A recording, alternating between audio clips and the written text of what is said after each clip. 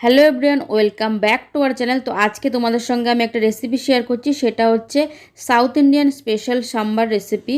আমি আজকে এক দাদাভাইয়ের রিকোয়েস্টে এই সাম্বার রেসিপিটা শুধুই শেয়ার করছি। এর আগেও করেছিলাম, তো দাদাভাইটা বলেছিল করতে, তো আমি আজকে শুধু সাম্বার রেসিপিটা শেয়ার করছি।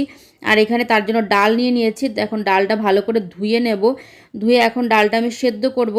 এই সেদ্ধ করার জন্য আমি এখানে হলুদ, পরিমাণ মতো নুন আর সামান্য একটু তেল আর জল দিয়ে এটা আমি সেদ্ধ করে নেব। আর সেদ্ধ করতে প্রেসার কুকারে বসিয়ে দিয়েছি। আর ডালটা কিন্তু একটু বেশি সেদ্ধ হয়ে গেলেও কোনো অসুবিধা নেই, কেননা সাম্বারের মধ্যে ডালটা ওরকমই থাকে।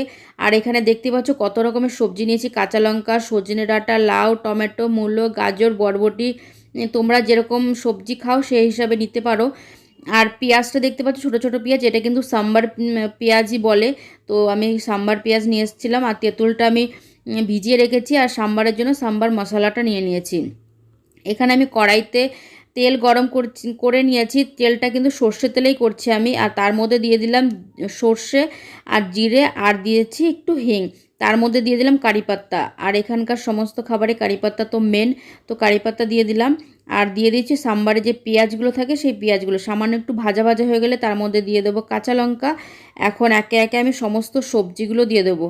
টমেটোটা আগে দিলাম একটুখানি নুন দিয়ে, যেন টমেটোটা ভালো মতন গলে যায়।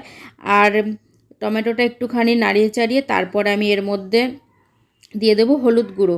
হলুদটা আমি যেহেতু ডালের মধ্যেও দিয়েছি, তো সেই বুঝে হলুদটা দিও তোমরা।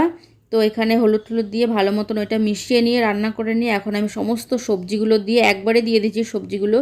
এখন সবজিটা ভালো মতন একটু কষিয়ে নেব মশলার সঙ্গে। মশলা তো সেরকম না, যেরকম তেলের মধ্যে সমস্ত দিয়েছি ওইটার সঙ্গে কষিয়ে নিয়েছি।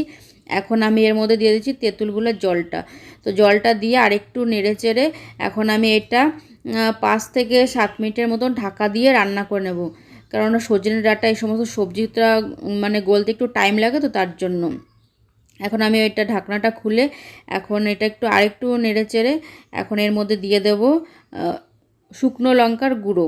তো তোমরা এখানে তোমাদের হিসাবে তোমরা যেরকম ঝাল খাও সেই হিসাবে দিতে পারো লঙ্কার গুঁড়োটা। আমি এখানে অল্প দিয়েছি কারণ আমরা অল্প খাই। আর এই হচ্ছে সাম্বার মশলা। সাম্বার মশলাটা একটু বেশি করেই দিয়েছি, কারণ সাম্বার মশলা অন্য কোনো মশলা আর এর মধ্যে তো অ্যাড করিনি, তার জন্য। তো সাম্বার মশলাটা দিয়ে ভালো করে আরেকটু নেড়েচেড়ে এখন এই ডালটা যেটা সিদ্ধ করে রেখেছিলাম, দেখতেই পাচ্ছ কতটাই গলে গেছিলো ডালটা। তো এরকম গলে গেলেই বেশি ভালো লাগে। তো এখন ডালটা দিয়ে ভালো করে সবজির সঙ্গে মিশিয়ে পরিমাণ মতো জল দিয়ে দিয়েছি। তো গ্রেভিটা আমি একটুখানি পাতলাই রেখেছি, মানে একদম পাতলা না আর একদম ঘনও না, তো এরকম থাকলে বেশি ভালো লাগে। তো আরেকটুখানি এখন ফুটিয়ে নিয়েছি, 4-5 মিনিটের মতো রান্না করে নিয়েছি। এখন এর মধ্যে ধনেপাতা দিয়ে নামিয়ে নেব। এবার তোমাদের সার্ভ করে দেখাচ্ছি। আর তোমরা জানিও আমার সাম্বার রেসিপিটা কেমন লাগলো তোমাদের। আর যে দাদাভাই বলেছিল সে তো নিশ্চয়ই দেখে বুঝতে পারবে, আমি তার জন্যই আরও বিশেষ করে বানিয়েছি। তো তুমি বিশেষ করে জানিও কেমন হয়েছে। আর যদি আমার সাম্বার রেসিপিটা তোমাদের ভালো লেগে থাকে তাহলে ছেড়ে যাওয়ার আগে একটা লাইক, কমেন্ট, শেয়ার আর সাবস্ক্রাইব করে দিও চ্যানেলটা। আর যদি তোমাদের এরকম কোনো রিকোয়েস্ট থাকে যে কোনো একটা রেসিপি আমি শেয়ার করে দেখাবো, আমি যেগুলো বানাই, তো নিশ্চয়ই আমি শেয়ার করব। তো আজকের মতো চলো, বাই বাই।